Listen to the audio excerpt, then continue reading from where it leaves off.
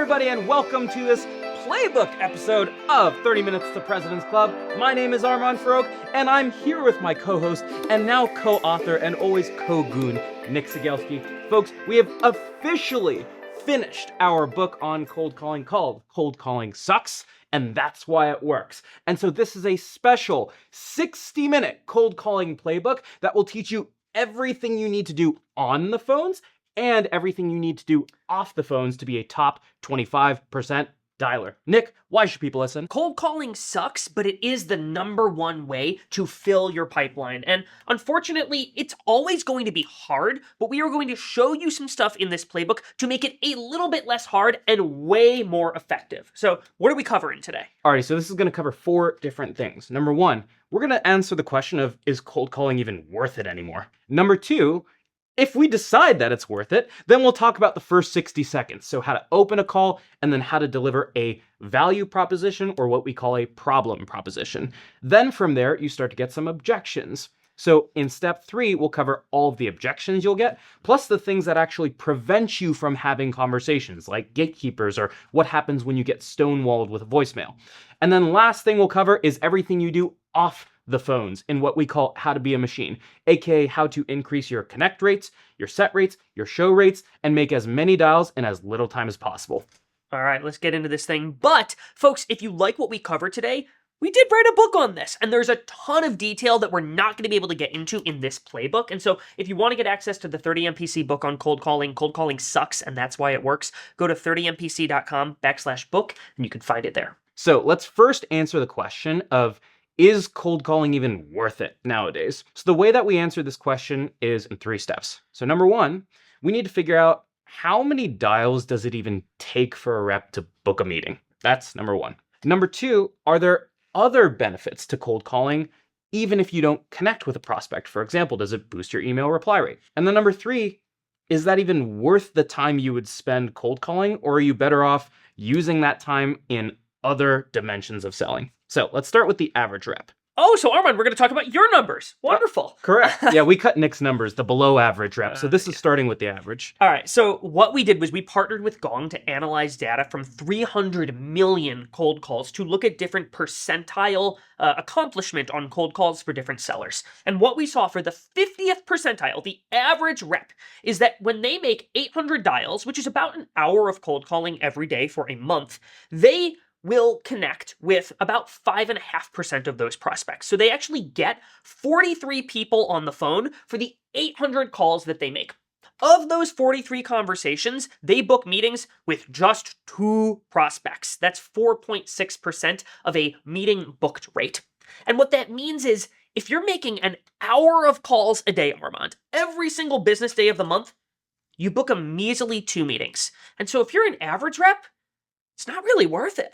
Yeah, so far, cold calling seems to suck for the average rep, but let's talk about the top quartile rep. So I'm going to read the data off for the top quartile rep. On 800 dials, 13.3% of them will connect for 106 conversations. And the reason they're having more conversations is because a good rep never dials a bad number twice. So the moment they dial a bad number, they mark it as red so that they never make a mistake again. On those 106 conversations, they will book meetings with 16.7% of those conversations, leading to 18 meetings. So 2 meetings versus 18 meetings. 9 times the difference just from the meetings that you're booking on the phones. But wait, there's even more. The Gong data showed that when you make a cold call and leave a voicemail, it more than doubles your cold email reply rate from 1.81 to 3.44. So you get all of those meetings that you just described when you're a little bit better than average, plus the extra meetings from responses to your cold emails. So yeah, it sucks to be average at cold calling, but what you'll find, folks, is I know the top quartile sounds scary. It's like, oh shoot, how am I going to get in the top 25% of reps? What you'll find is if you don't use the same garbage canned openers, if you don't describe your solution as a single source of truth or all-in-one platform, it's not that hard to be better than average. So that starts with the way that you open a cold call. Right. The bar is set really, really low. You have to actually put yourself into the prospect's shoes for a second. When they answer the phone and they hear an unfamiliar voice, you on the other end of the line, the first thing that they are looking for is this person one of these run-of-the-mill telemarketers who's just blindly dialing through the phone book, selling sketchy business loans and used car warranties? And in order for you to be successful on your call, you have to immediately find a way to break the telemarketer stigma and show you are not one of those other guys. You've got to set yourself apart. And that starts with not using these two banned openers that every crummy cold caller uses. So the first banned cold call opener is, how's your day going? Nick, how's your day going? Vanessa, how's your day going? Alex, how's your day going? Everyone, how's your day going? Guess what? You and I both know that you do not care how your prospect's day is going. And they know it too. So the moment you say, hey, Nick, it's Armand from Northwestern Mutual. How's your day going? You'll hear an exasperated sigh that sounds like, fine. How can I help you? And that is code word for, I know you're a telemarketer. What are you trying to sell me? The other opener that you should never use is, did I catch you at a bad time? Folks, you're making a cold call. You are choosing to go out of your way to interrupt somebody to try to start a conversation with them, which is part of your job, but have a little bit of EQ for a second. Of course it's a bad time. It is a cold call. And so what you're usually going to hear is like, no, but how can I help you? Or they're going to say, yeah, it is a bad time, and then never answer your calls again. The other reason this one is really, really bad is it totally lowers your status in the eyes of the prospect, as if they would be generous enough to spare a moment of their time for you, this inferior telemarketer. So throw both of those in the trash. So the key to a good cold call opener is not asking, how's your day going? Or did I catch you at a bad time? Or frankly, using any other templatized cold call opener. And the reason for that is all of those openers are fundamentally canned. And if someone else has used that cold call opener before, your prospect is going to automatically categorize you as a telemarketer just like them. So the only thing that cannot be canned is if you lead with something about them. You lead with context. So there are two openers that we're going to give you. The first is called the heard the name tossed around opener, and the second is called the tailored permission opener. And both of these openers start with something about them. So let's start with the heard the name tossed around opener. My goal on a cold call is for them to forget that it's a cold call. So what I'm going to do is I'm going to lead with how I know or how I work with other people like them. I might drop a mutual investor. I might drop the fact that I work with other people in their office. I might drop the fact that I work with other chief people officers in the Chicago area. So here's what that might sound like. If I'm cold calling Nick, I'll say, hey, Nick, we work with a few other partners in the Skadden LA office. It's Armand from Northwestern. Have you heard her name tossed around? So there are 3 steps as part of that opener. You want to lead with context. In this case, I work with a few other partners in the office. Right. And then you want to introduce yourself. And then you want to ask if they've heard your name tossed around. To be clear, it does not matter if they've heard your name tossed around before. It's about acting and sounding like they should have heard your name tossed around. So if they say no, what I'll usually say is, oh, I guess I'm not as popular as I thought. Well, look, the reason for my call is, and then I'll just drop into a brief problem proposition, which is what we'll go through in a second. But if they say yes, guess what? I don't even have to pitch at that point. All I'm going to say is, oh, well, normally we'd be working with someone like you. I guess, what did you hear? And that will naturally bring us into a conversation around if they had an objection or if they're just open to learning more at that point. Usually from there, they probably still have no idea what you do, so you'll still drop into your problem proposition. Now, the tone with this thing is really, really important. You want to avoid being overly chipper. A lot of people will say, Nick, we work with a few other partners in the Skadden office. It's Armand from Northwestern. Have you heard her name tossed around? I sound like a telemarketer. I want to puke in my mouth when I say it that way. It's horrible. And so you want to sound like you're calling a referral, as if you're assuming that they've heard your name tossed around. Think, hey, Jane, Nick told me to give you a ring. He let you know I'd be calling, right? That's the tone, almost like you have your feet up on the desk. That's your first opener. It's the heard the name tossed around opener. You lead with context, you introduce yourself, and you ask if they've heard your name tossed around. So I use a different opener called the tailored permission opener. And what this opener does is just like your opener, Armand, is I lead with context, but then I own the fact that I'm making a cold call. I'm really, really transparent that this is a cold call, but then I actually use that brutal honesty as a way to get permission from the prospect to pitch. And so what that might sound like is they answer the phone and I go, Emma, I just finished reading your press release about the new office opening, and I'm going to be honest, this is a cold call, but it is a well-researched one, and I'm wondering if I can get 30 seconds to share why that press release had prompted me to call you, and then you can totally hang up if it doesn't make sense to speak from there. So the key here is you have to lead with a piece of context that you're able to connect to whatever you sell in your pitch. You can't just cite, oh, I just finished reading that you went to LSU, and then randomly transition to a pitch on billing software. That won't work.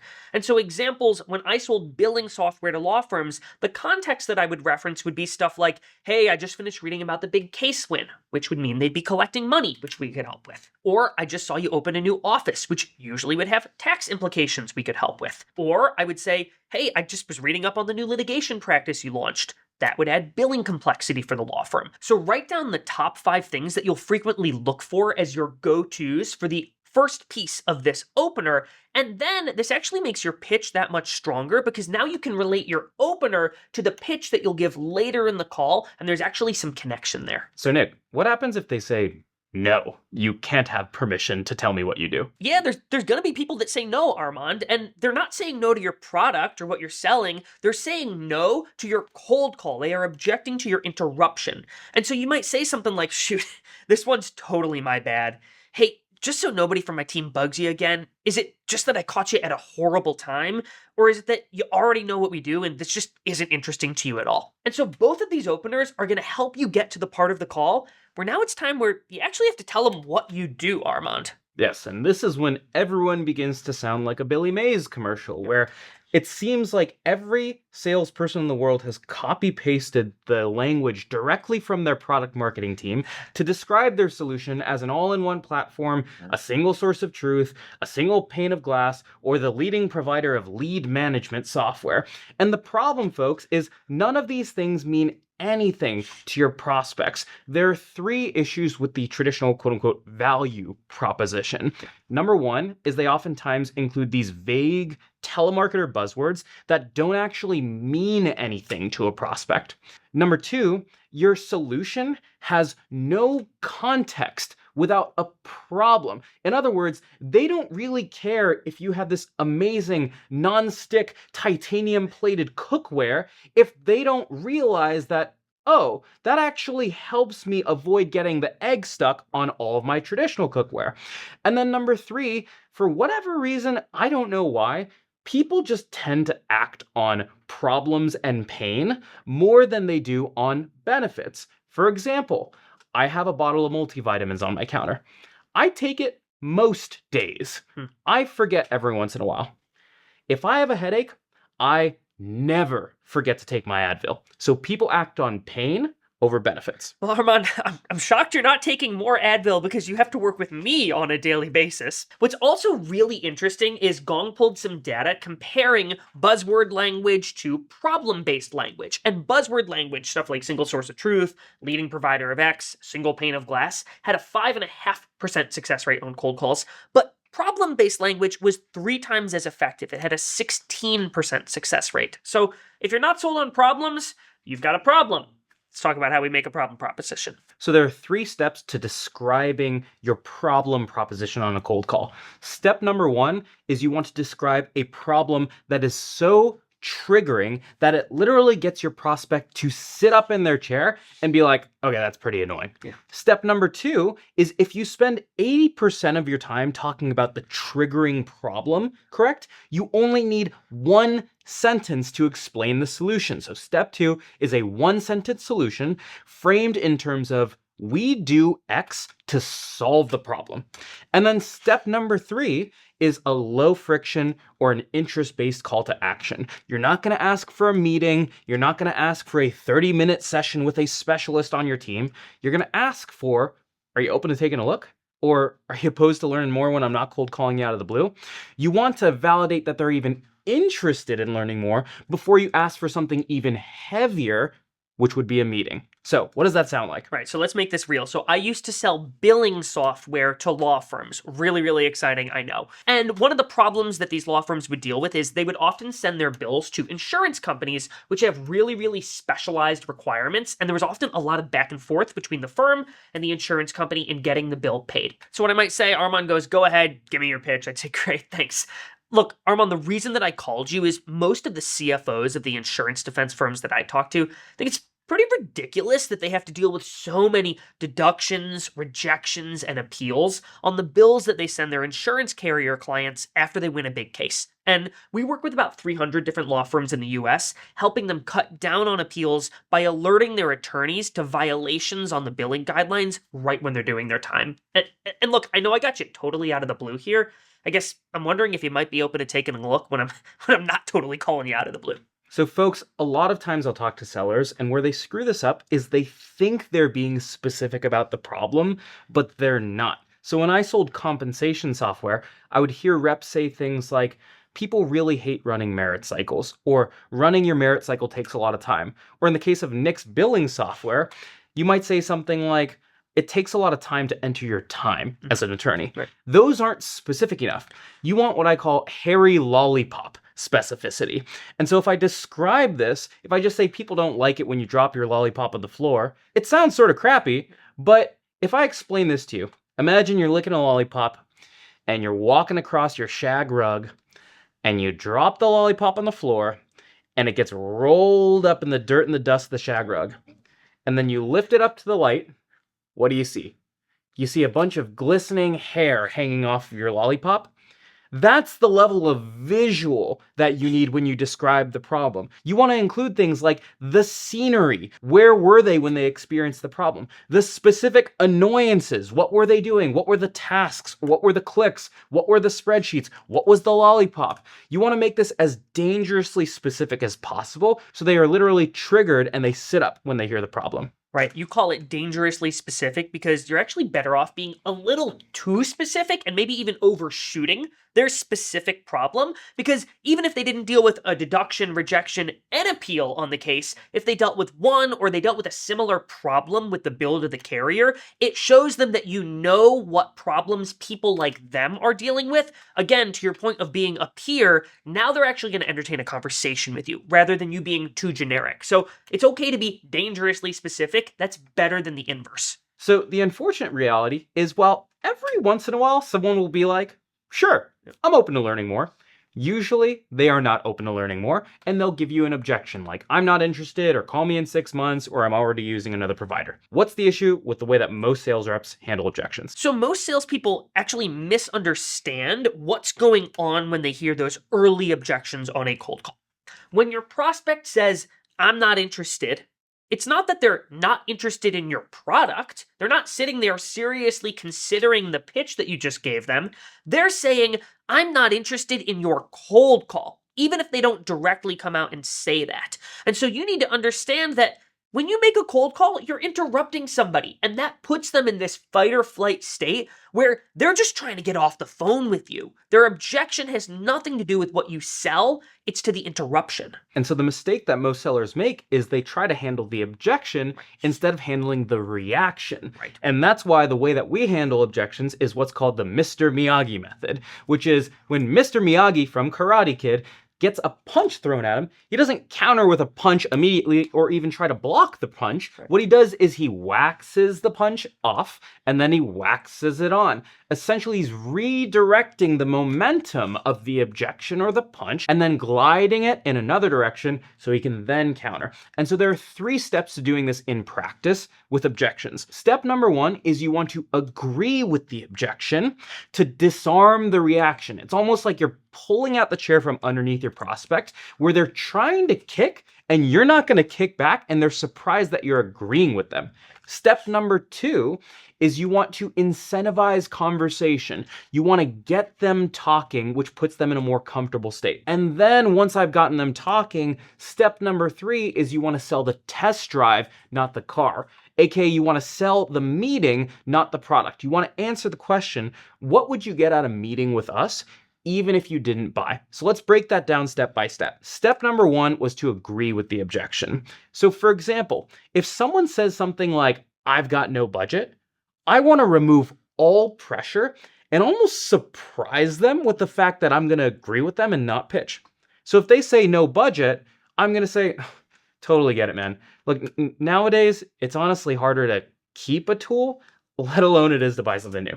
Or if they say, I'm not interested, I'm going to say, I totally get it. Look, honestly, I should have assumed that you'd be all set. Otherwise, you probably would have reached out to me. Or if someone says, call me in 6 months, I should have said, I guess if you were totally ready, you probably would have reached out to us now. So this one's on me. When you do that first agree statement, they're like, wait, this guy isn't going to pitch? And that sets you up to ask a question that gets them talking because they're more comfortable. That's step 2. So step 2 is now that I've disarmed the reaction, I can now incentivize conversation. I got to get them talking for a couple different reasons. So number 1 is when people start talking longer, for whatever reason, they just get more comfortable. Data shows that the longer the cold call goes, the more likely they are to book a meeting. And that's not only because you've handled more objections, but it's also because you've just had a longer time to demonstrate that you're not a complete rando. That's reason number 1. But reason number 2 is I might not actually have enough information to handle this objection. If someone says, I'm not interested, I don't really know why they aren't interested, or I don't know if that was just a reaction or anything about them. I actually need to get them to share a little bit more so that I can effectively handle the objection. The problem is most prospects are not willing to share information about their business decisions with a complete stranger. So for example, if Nick said, I'm on a competitor or I'm using another vendor, and I just say, great, who are you using? There's no reason for him to share that with me, and he's going to get sort of defensive. So I need to provide an incentive. And so the incentive that I'm going to provide for Nick is just so no one from my team cold calls you again, because both you and I know they don't want to get cold called again. So using no budget as an example again, I might say after I agree with the objection, hey, just so no one cold calls you again, or just so no one from my team calls you again, could you give me a sense? Is that because budget for this cycle is totally out? Or is it that any sort of spending whatsoever puts you through the entire ringer if you want to buy something? So what I want to do is the pro tip here is you want to split the objection or use multiple choice to provide options to make it easy for them to share more. If I say, what fruit do you like? Well, now you're going through the Rolodex of every single type of fruit in the world.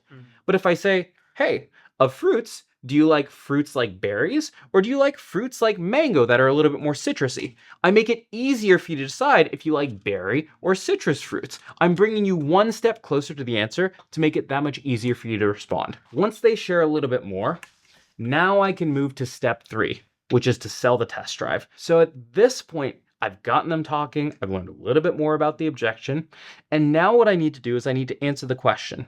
Based on what you've told me, why should you take this meeting anyways, even if you never buy this product? How can I make you a little bit smarter or a little bit better off after you meet with me, even if you do not purchase my product? For example, if someone says, I have no budget, and they told me, look, budget's completely out for this cycle, the way I'm going to sell the test drive is I'm going to say, Nick, look, honestly, you're probably not going to buy this thing right now, and I totally respect that. But every once in a while, usually the people who get budget if it gets released again are the ones who know what's like 1, 2, and 3 on their wish list. So are you open to taking a look? Not for now, but just so you know it's out there. And the reason that Nick is now better off after that meeting is if budget does come up, now Nick can say, well, I've looked at Acmeco, or I've looked at Pave, or I've looked at Ping. I've already looked at the top 3 things I want, and here we go. So now Nick can take it as a true test drive. And then once they're in the car, once I get them on the meeting, then I can convince them, these are all the reasons you should buy this today. And then these are all the different ways that we can produce a business case to find budget. But I'm not going to be able to do that stuff on a cold call. So to recap, you're removing the sales pressure by agreeing with their objection. Then you're incentivizing them to share a little bit more. When their foot's already out the door, you're actually getting them to bring it back in because they don't want to get called again and they're going to share why. And then what you're doing is you're using that detail they shared not to sell them on, oh, buy this thing right now. You're saying, hey, take a test drive. And then when they're in the car for the test drive, you have a dedicated, focused conversation, and that's when you can sell as to why they might want to buy now. But you're not even going to get there if you don't get them to agree to the test drive first. All right, so let's actually role play this. I'll be the prospect who's got no money. Let's see how you overcome my objection. Oh, Nick with no money, no surprise. All right, ring, ring. Look, I'm sorry, man. We just don't have any budget. Totally get it, man. Look, honestly, nowadays it's harder to keep a tool, let alone it is to buy something new. So I guess just so no one cold calls you again, would you mind giving me a sense? Is it because budget for this cycle is completely out, or is it anything you try to buy, you literally have to go through the ringer to get it approved? It's a bit of both, to be frank. Things are pretty tight right now. Yeah, I totally get that. Look, you're probably not going to buy this thing, but okay, in my experience, you've probably seen this too. Every once in a while, when budget does get freed up, the people who get it are usually the ones who know what's 1, 2, and 3 on their list.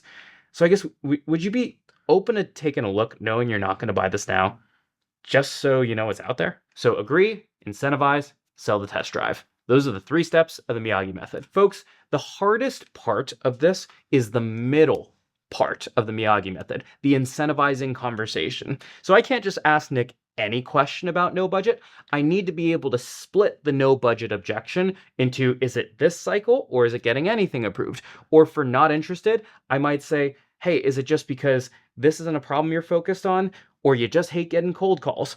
In order to do that, I need to buy myself some time.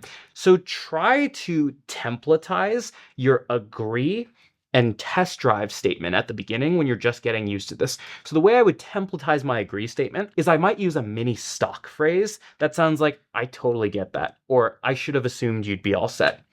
That is an agree that is not as specific as I want it to be, but it at least generally tells the prospect that I'm removing the pressure. And then you can get more specific with the agree.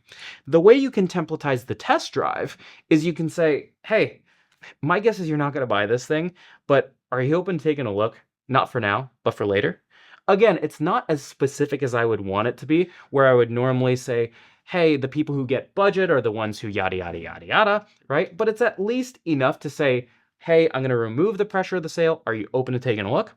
Once you get good at asking the incentive question, then you can start to personalize the agree and the test drive portion. Yeah, one of the ways that I know you got really, really good at this, Armand, was when you would commute to work, you would literally just repeat that agree phrase and then the selling the test drive phrase over and over and over. And when you practice that way, in like 3 or 4 days, you get this stuff down, and it makes the pressure on you when you're trying to overcome an objection so much lower. So recommendation here is on your commute, practice those talk tracks. Alrighty, folks. So sometimes you won't even get an objection. You won't even be able to deliver your opener or your problem prop. You know why? Because before you reach your prospect, you get hit with a gatekeeper. So if you're not familiar with gatekeepers, they're essentially the executive assistant that picks up the phone and prevents you from getting to your prospect. There are 3 common mistakes that people make when they're trying to bypass a gatekeeper. And the reason that they're mistakes is gatekeepers are not trained to listen to pitches. Gatekeepers are trained to detect and reject pitches. So it doesn't even matter how good your pitch is. And so you want to treat them completely differently from a prospect. And so for that reason, the first mistake is people try to pitch the gatekeeper, or they try to convince them that this is valuable enough that it'll be worth the prospect's time. But again, they don't care. They're only listening for, does the pitch exist? Not, is the pitch good? That brings us to mistake number 2, which is people will try to befriend the gatekeeper, as if the gatekeeper doesn't know what you're doing. They know you're schmoozing because they've gotten 300 other cold calls in the last 2 weeks, and they know you're trying to schmooze them. And then mistake number 3 is frankly an unethical one, which is people try to lie to the gatekeeper. And while that might get you through sometimes, almost always that will backfire in your face when you find out that the executive assistant is the one who needs to schedule that meeting with your prospect, and they found out that you said that you knew them, and next thing you know, you're trying to sell them insurance. And so instead, the approach we'll take with gatekeepers is called the triple bypass approach, where we're going to dose information to the gatekeeper bit by bit and only when asked. You're going to get 3 tries in sequence to get past the gatekeeper. The first one is called the slide by. When they answer the phone, you're going to ask to be put through to your prospect, nothing else. And that might sound like Armand answers the phone and he goes, "Hey, this is Aubrey Graham's office." I'm going to say, "Hey, could you get me through to Aubrey? It's Nick." I'm going to keep it very short, ask where I'm going to go, and I'm not going to give extraneous detail that might signal I'm a salesperson. Some of the time, that'll work. But a lot of times, the gatekeeper is going to push for more, and they'll say something like, "What's this regarding?" When I get to this piece, what I don't want to do is start sharing information about my product. Instead, I'm actually going to take a similar approach like you did with the heard the name tossed around opener, or I do with the tailored permission opener, and I want to lean on the context for the call. And so I might say something like, "Yeah, I work with a few other Skadden partners in the LA office. Would you mind letting him know it's Nick Cegelski?" I want to keep the focus of the conversation on me getting to my destination, which is why I end that statement with a question. Would you mind letting him know it's Nick Cegelski? The person who asks the questions in a conversation is the person in control. You should be asking them questions, not the other way around. Now, if that doesn't work, you're going to get asked for a little bit more detail. They might say something like, "Look, I really got to get some more information, like what's this regarding, or what company are you with?" Here, you're going to have to show them a little more, and this is where you're going to lean really, really hard on social proof. Again, to your point earlier, I don't want to get into a pitch. I don't want to try to schmooze them. And so I'll say something like, "Yeah, we actually help a couple other partners in the office with their tax planning. It's Northwestern Mutual. I actually sent him a note the other day. Would you mind giving him a heads up? It's Nick." Again, focus of the conversation is on getting through, not them peppering me with questions. So that marks the end of the gatekeeper triple bypass, and up until now, every single situation we've discussed assumes someone actually picks up the phone. Right. If someone doesn't pick up the phone, that usually means you're left with a voicemail. So let's talk about this. So yeah, few topics spark more debate on a sales floor, Armand, than the subject of voicemails. There's a lot of salespeople that never leave voicemails, and they make a pretty strong case for why they don't. The first is prospects don't call back. I've gotten maybe 2 callbacks in my entire career. The second is that voicemails actually take a lot of time that you could otherwise spend dialing. And that's true. The time that you would save skipping voicemails and putting that into more calls is like 25%. You can make a lot more calls when you skip leaving a voicemail. And then 3, and this is one that the data also showed was true, is that when you leave a voicemail, it actually hurts your future connect rate because your prospect knows that the number you were calling from was a sales call and they know to avoid your calls in the future. But that doesn't matter, and we're still going to recommend that every salespeople leave voicemails because of a couple key reasons. The main reason you want to leave a voicemail is because your voicemail will double your email reply rate. It goes from 2.73% reply rate to 5.87% reply rate. In addition to that, you also get to an answer faster, and you also can keep your connect rate high by rotating your phone numbers as you dial so that your voicemails don't hurt your future cold calls. But there are still some valid points to some of the concerns around leaving voicemails, so we're going to leave what's called a double tap voicemail. So only 2 voicemails, because we don't want to spend a million hours doing this. We're going to leave 2 short voicemails. In those voicemails, we're going to lead with context, but not pitch in the voicemail because that will get it immediately deleted. And then we want to direct them back to the email. First voicemail is only going to be 15 seconds long, and it's going to be context only. Similar to the name tossed around opener, I'm going to reference the way that I know them and nothing else. So here's what that sounds like. "Hey, Nick, we work with a few Skadden partners in the LA office. No need to call me back. I'm literally about to hit send on an email. Just so we don't play phone tag, mind replying and letting me know if it's even moderately interesting? It'll come from Armand at Northwestern. Cheers." So that first voicemail, it references the way that I know Nick and the way that I work with other people like him, but then nothing else. But if that didn't work, the second voicemail is going to be context plus some social proof. And this one is going to be about 30 seconds long. So it sounds like this. "Hey, Nick, we work with a few other Skadden partners in the LA office on their tax planning, amongst other things. I'm sure you got that totally taken care of, but I'm about to press send on an email just to give you a sense of how we're working with them. Just so we don't play phone tag, would you mind replying and letting me know if that's even moderately interesting?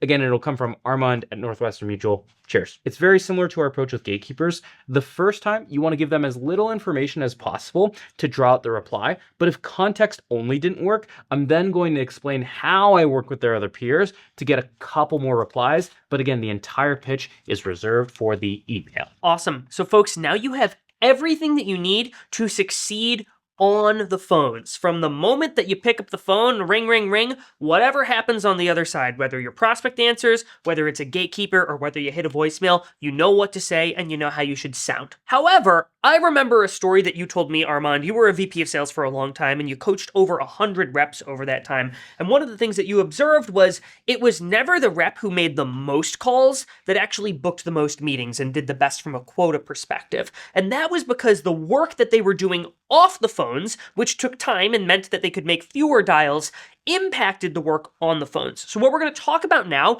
is all the things that you can do off the phones to impact your success when you do make the calls. If you make the same exact number of dials, the way you can determine how many meetings you keep from those dials are through what are called your golden 3 conversion metrics. The golden 3 conversion metrics for cold calling are as follows. Number 1, your connect rate. If you make 100 cold calls, how many people actually pick up the phone? Number 2, your set rate.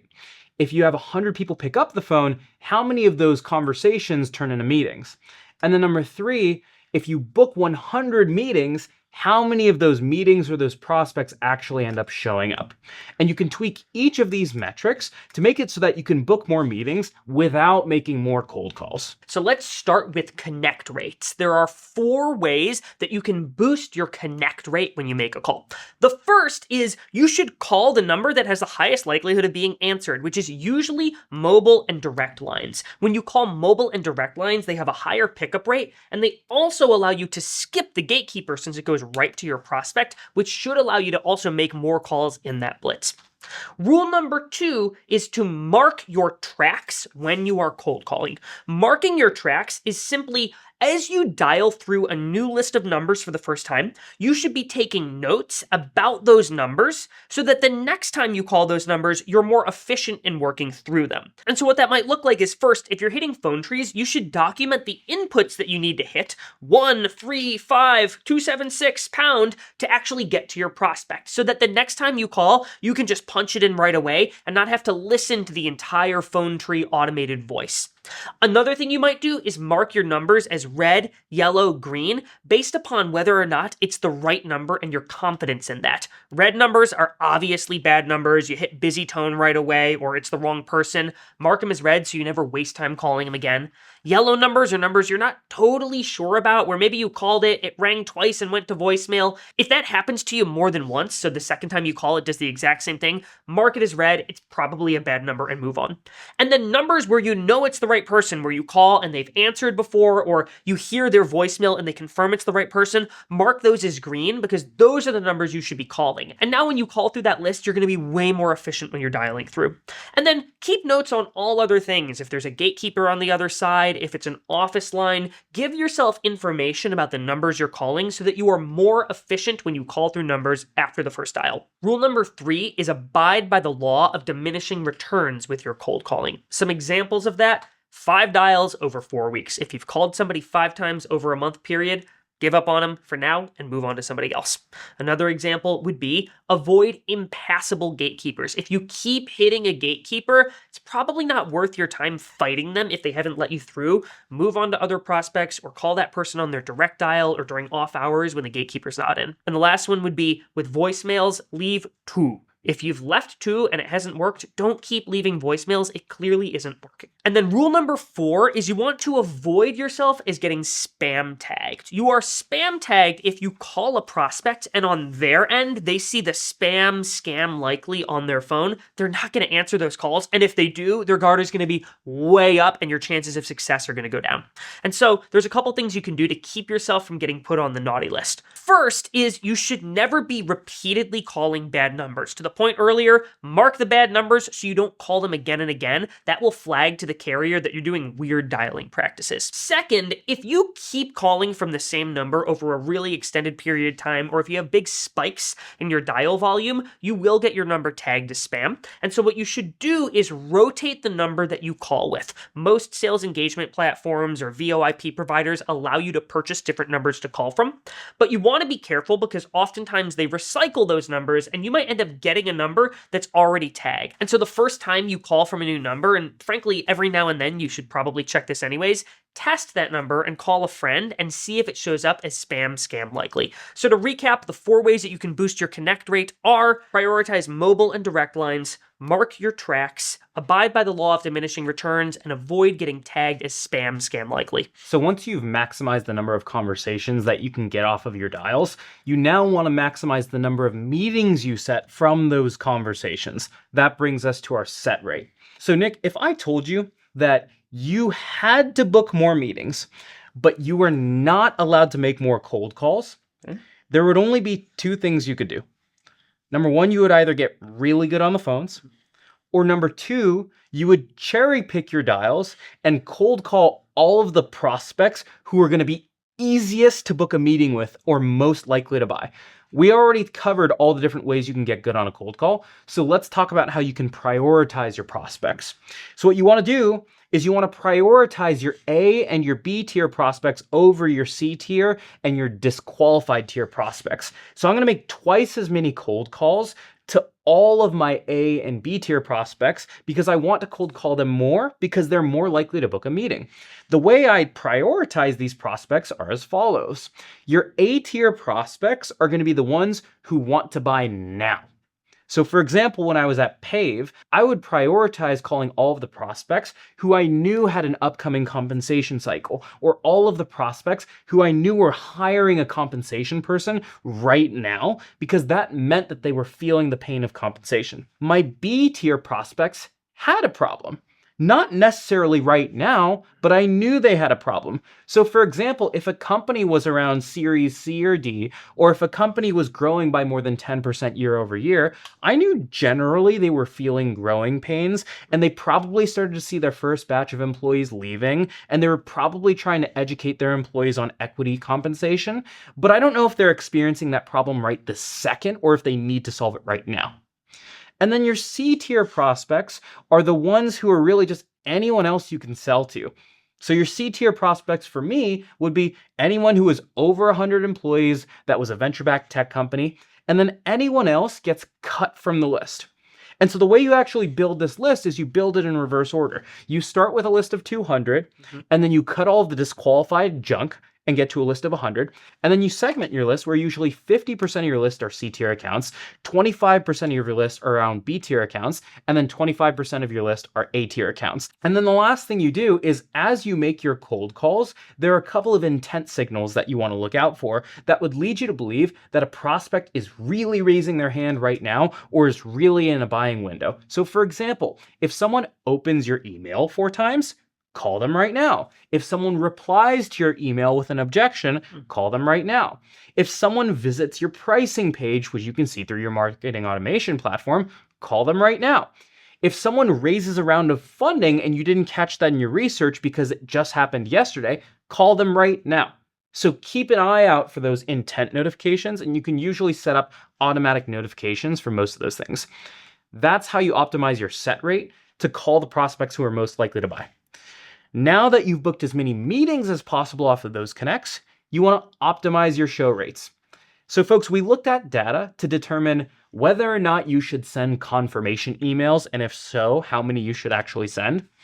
And the data was actually pretty inconclusive. It was pretty much the same if you did or did not send a confirmation email. That said, we recommend sending a confirmation email because we believe sending a good confirmation email is better than sending no confirmation email, because the average confirmation email, frankly, isn't so great. So here's how you send a good one. When you send a confirmation email, you're going to send one confirmation the day before the meeting. And that confirmation email should contain some goodwill deposit. Essentially what I want to do is I want to tell the prospect that I'm preparing for this call. I want to include some of the research that I've done on this prospect ahead of time so that they feel bad if they cancel the meeting because I took the time to prepare for it. So for example, I might send Nick a confirmation email that says, "Hey Nick, I'm really looking forward to that call that we have tomorrow. Hey, I saw your product launch of the hydraulic potato peeler. Really looking forward to chatting soon." Just by including that one bit of research that I put in there, it's going to increase the chances that they actually agree to the meeting. From there, that's usually the only confirmation email that you will set. If you set a meeting more than 1 week out, send 2 confirmation emails. You'll send 1 confirmation email the week before the meeting, and that's when you'll basically use that same research template. And then you'll send another confirmation email the day before where you just bubble it up, and you don't have to include research in that one. You can just say, hey, putting the Zoom at your fingertips for tomorrow. If someone actually no-shows you on the meeting, my rule is 246. 246. At the 2-minute mark, send them an email and say, hey, just putting the Zoom at your fingertips. At the 4-minute mark, call them. And then at the 6-minute mark, call them again. This is the only time when it's okay to double dial them and get them to jump on. From there, if they actually no-show you, never delete the invite. What you're going to do is you're going to just move that invite usually 3 or 4 days further, and you're going to suggest backup times in your email, and you'll say, hey, Nick, we prepared a lot for this one. It would be great if we could get back on the books. I've moved our invite to Thursday or Friday this week and suggested a couple of backup times. Would you mind letting me know if any of these ones work? That's how you maximize the number of people that actually show up. All right, so now that we've talked about how to maximize your dial conversion, let's talk about how we maximize our dial volume, which is the number of calls that we're able to make, good calls, mind you, in any given period of time. If we can make more good calls in less time, we should book more meetings. And so there's a couple ways that you can maximize your dial volume. And so the first rule to maximize your dial volume, I think, is the most important, which is you should be making your cold calls first thing in the morning. It should be the first thing that you do. And the reason for this is when you tackle your hardest, most difficult task first and have that be the first thing you clear off, it kicks off this virtuous cycle for your day where everything else seems way easier. The inverse of that is also true, which is if you put off the hardest thing, it's not going to get easier at 10 a.m. or at 11 or at 2. It's only going to look more and more challenging, and that anxiety about cold calling is going to weigh on you all day. Plus, you're going to have things that blow up your day and get in the way of you making your calls. And so instead of trying to time your dials or do it when you've had some time for your brain to warm up, build the habit of getting it done first thing in the morning. And the Gong data we looked at also showed that answer rates are highest in the morning. So now you really have no excuse. So get it off your plate, make your calls as the first thing you do every day. That said, it's much easier said than done because in sales, you have a million other distractions and customer calls and admin tasks that are coming your way. So here's how you structure your calendar to make sure that you get your prospecting done every day. So you're going to divide your day into green, yellow, and red hours. Your green hours are where you want to hit your prospecting goal before noon. So from 8 a.m. to 12 p.m., you're prioritizing prospecting as much as possible. At a minimum, that includes 2 time blocks. You want to have a time block for cold calling first thing in the morning, and then you want to have an hour for emailing later in the morning. That brings us to our yellow hours. So from 12 to 3 is where you want to be taking most of your customer calls. So your live customer meetings. As you're booking these meetings, try to schedule them in the early afternoon while you still have energy, but you've already gotten your prospecting goal out of the way. And then from 3 to 6, you have your red hours. This includes everything else that happens to be required to do the job of selling, but aren't actually the revenue generating activities. Things like one-on-ones with your manager, things like account research and preparing your list, all of the things that don't have to be done during the working business hours or the daylight hours where you can actually take meetings with prospects, that should be pushed to the end of the day. So there are a few extra things that you want to do practically to make sure that this sticks. First of all, to make sure that things don't pry into your green and yellow hours, you want to contain the things that are most likely to distract you during those hours. That usually means your inbox. So you want to time block your inbox at the hours of 8:30, 12, and 3. So create 3 inbox time blocks throughout the day. And when you're not in those inbox time blocks, completely close your inbox and close your internal Slack. You can wait the extra 2 hours to reply to the prospect or reply to an internal Slack. I promise you, by having a window every 3 hours, you will force yourself to time block and stay focused on the task at hand. That's number 1. Number 2, you want to batch a couple activities at the end of the day. So usually I'll write all of my emails back to back at 3 p.m. during the red hours, and then I'll do all of my customer prep at the end of the day as well, right after that. That usually is about 30 minutes of work between recap and then call prep, and then I'll batch all of my account research and my list building at the end of the day from 3:30 or 4 to 6 p.m. so that the morning when I wake up, I have a full list of dials ready to rock. All right, now that you have that dial block on your calendar in the morning, let's talk about how to make it extremely efficient. You should be able to make 40 cold calls in an hour without sacrificing quality, and there are 5 rules to be able to hit that. Rule number 1, go into your dial blitz with 60 call tasks locked and loaded. That means you've found the contact information, you've done your research, and your list is prepped. You are not bouncing back and forth between research and calling. You are just calling because you did all of that prep work before your dial blitz. Rule number 2, when you have a dial blitz, set it for a full 60 minutes. Never set a 30-minute dial blitz. The reason for this is your first 5 or 6 dials are always going to be your worst dials because it takes some time to shake the rust off. And you're going to pay that same setup cost whether you set a 30-minute blitz or a 60-minute blitz. So you're better off setting a longer blitz and getting it all done in one fell swoop. Rule number 3 is set a 40 dial goal. If you don't set an activity goal, if you just set a time goal, you will find reasons to procrastinate and not make as many calls. So you have to have a number goal. Rule number 4, close everything else when you're cold calling. That means you're not looking at email, you're not looking at Slack, you're not checking Instagram. The only thing you are doing is pulling up your call research and calling. Pulling up your call research and calling. Don't let distractions get in your way. Rule number 5 is do not linger between dials. If you book a meeting, send the calendar invite and make the next dial. If you connect with the prospect and they hang up on you, you can't wallow in self-pity. Pick up the phone and move right on to the next. The phone should always be ringing or connected with a prospect during your dial blocks. And folks, we have officially finished your 60-minute cold calling playbook. You know how to open a cold call, you know how to deliver the problem you solve, you know how to handle objections, bypass gatekeepers, leave voicemails, maximize your call conversion, and get as many calls as possible in 1 hour. So there are only 2 things left for you to do. Number 1 is it's time to pick up the phone. And then number 2, if you like what you saw here, if you want step-by-step breakdowns, if you want over 25 talk tracks written out so you can follow the scripts, follow the steps, if you want to see the data behind every single step in the cold call, the book on cold calling Sucks and That's Why It Works, is officially available for pre-order today. You can go to 30mpc.com/book, and at that link, you can also preview the introduction and chapter 1 for free.